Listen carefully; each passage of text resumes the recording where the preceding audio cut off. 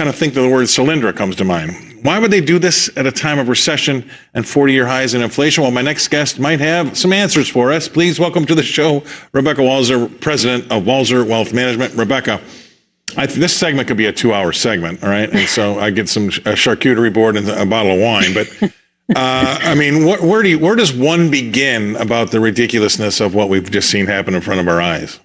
Well, the first thing is, let's start with the basics, right? You don't get 87,000 IRS agents because taxes aren't going up. It doesn't take 87,000 IRS agents to audit corporations if this tax burden is purely falling on corporations. So we know right off the bat that's not true. I don't understand how this White House goes out and says these things. The Joint Committee on Taxation found that those making under 200,000, well, their taxes will increase by 16.3 billion in just 2023 alone, and that those making over 400 would have their taxes increased by less than that, only over 14 billion. So this is raising taxes for the middle class. You and I both know, Scott, corporations don't pay taxes. They simply shift the cost of doing business onto the end consumer, and that is the U.S. taxpayer. And so, okay, so now we're going to be paying more in tax. I mean, and they're going to throw a bunch of burning money on top of this dumpster fire. Is there a possibility that this actually makes inflation go up and us pay more taxes? It's 100%. This is cognitive dissonance to name the bill Inflation Reduction Act when very clearly any economist, in fact, 230 economists wrote a letter to Chuck Schumer after he listed his economists saying, absolutely, this will raise inflation. This is a tax increase. This is more money coming into the government. The government outside of the military really is the creator of nothing, Scott. It is simply a transfer from those who make the funds to those who need the funds. That's all the government's function is outside of the military, and yet this is creating additional dollars. This is Solyndra of 2.0 to times 100, because it's an entire bill that is talking about how can we create the winners in the green that wouldn't win otherwise, versus and make the losers the fossils that they want to die. So two things that really bother me about it, and I said it on Friday, and I have to state it again. Number one, you're right. 87,000 new IRS agents. Isn't that a terribly cynical way to look at your constituency? I mean, that's what bothers me about it right away. Like, they're automatically assuming everybody's cheating, and they're going to bring in 87,000. And they said in the beginning it was going to be for the wealthy. They're going after just the billionaires. But you know what? Unfortunately, we have Google, and you can just Google how many billionaires are out there in this country. And guess what? The number is 724 at last count, right? Right. Well, divided by 87,000 means they've hired 120 IRS agents per billionaire. So you know they're lying just by doing one Google step of math.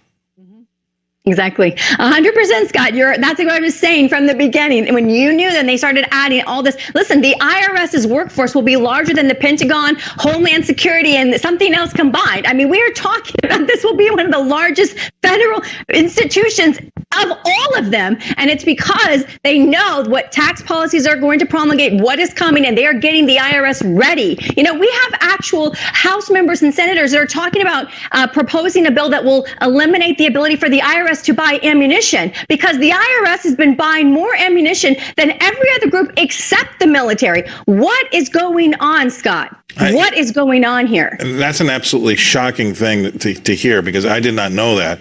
And so now here we sit watching this. You've been great at bringing up social justice, the corporate social justice and ESG. And I get worried now seeing that 300-something billion of this money is going to go to climate change, which you know is just going to go down that road of trying to get rid of fossil fuels and farming. No, I mean, this is a really sad day. This is we, unfortunately, if you are more on the conservative or libertarian side and you thought Joe Manchin and Kristen Sinema were going to be that backstop for reality and realism, we lost. They made a deal. This is Build Back Better to a lesser extent. This is a green energy deal with IRS enforcement, and it should be scaring to every American citizen, because for them to tell us as they're hiring 87,000 more agents, and we see the Joint Committee on Taxation, which is nonpartisan, has both sides saying it will raise tax on the middle class even next year. This is really what this bill is all about, and people have to wake up. So real quick, 30 seconds. Where do we go from here? You know, Scott, like I say always, that there's man can only do so much, and then there's God. Right. I mean, I guess that's going to have to be our new platform going forward, because this doesn't look good at all to me. It doesn't smell good. It's violating all of my senses of common sense.